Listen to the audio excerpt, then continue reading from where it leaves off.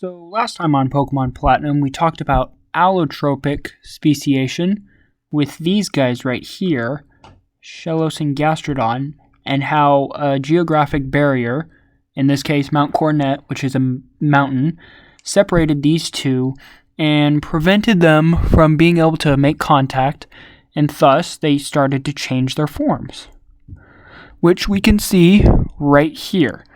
East C form, West C form. East C form, West C form.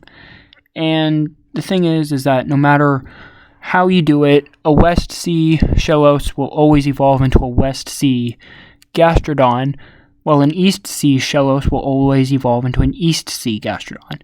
Even if you mix and match and change their location, they're always going to turn into a pink to a pink and a blue to a blue. Well, that implies that it's genetic. But what happens when we don't separate species? What happens if we have two different species, Dustox and Beautifly, but they evolve from this one special little bug called Wurmple? Isn't he cute?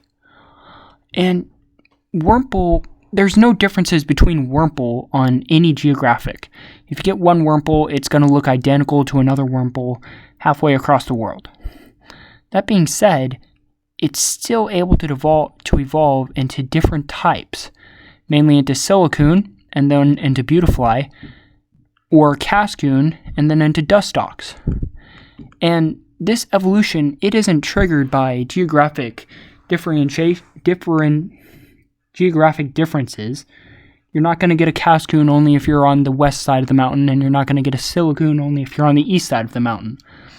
So if it's not geographic, then that means it's not allopatric, and that means it's sympatric, which means the evolution occurs despite not having a geographic barrier to separate two populations. And this is shown here. So we have Silcoon and then Beautifly. You can notice Beautifly looks like a butterfly. And then we have Dustox, which looks more like a moth. And just looking at their differences in the entries, you can see different heights, you can see different weights, you can see different types. You can see they just look different.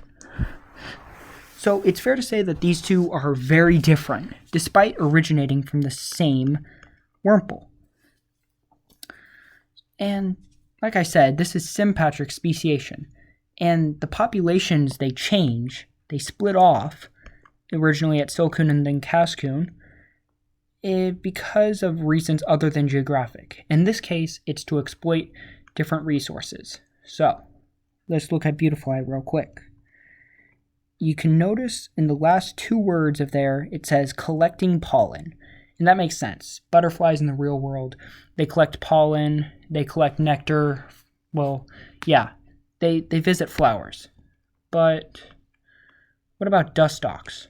Whoops. You can see at night, and it is known to strip leaves off trees. So we have this Beautifly collecting pollen from flowers, and this Dustox collecting leaves from trees. Well, that's a difference in food sources. So we might be able to predict that based on whatever a Wurmple consumes as a child, well, as a Wurmple, either a majority of nectar, pollen, flowers, or leaves and bark and trees and that kind of stuff, will determine if it evolves into a Cascoon or a Silcoon. And I messed those up. Cascoon or Silcoon. And again, trees occur on both sides of the Mount Coronet, and so do flowers. So it's not like a geographic barrier is being set up. Wurmples can still interact no matter what. It's the differences in resources that they're obtaining that causes them to evolve further.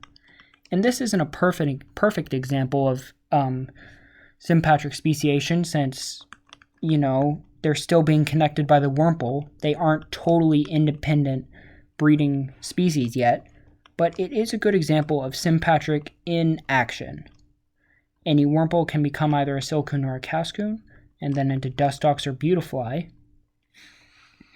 While, as we saw in Shellos, a pink sea Shellos isn't going to become a blue gastrodon, and a blue Shellos isn't going to become a pink gastrodon.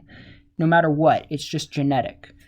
But with sympatric speciation, which again, it isn't perfect, this example isn't perfect, we can see how speciation occurred despite lacking a geographic barrier. We don't have one.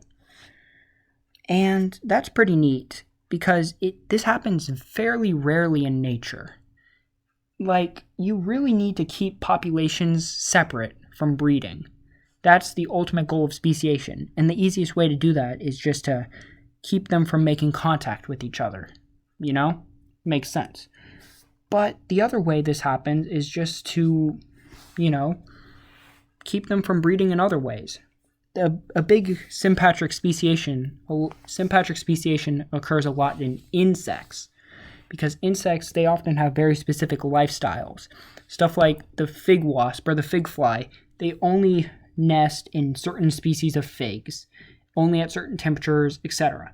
So if one individual ended up being able to breed on a different species of fig or even a different species of fruit, well, then it wouldn't interact much with the rest of the population, even if they're in the same geographic area, just because they happen to be on different trees. And that's one of the examples of sympatric evolution.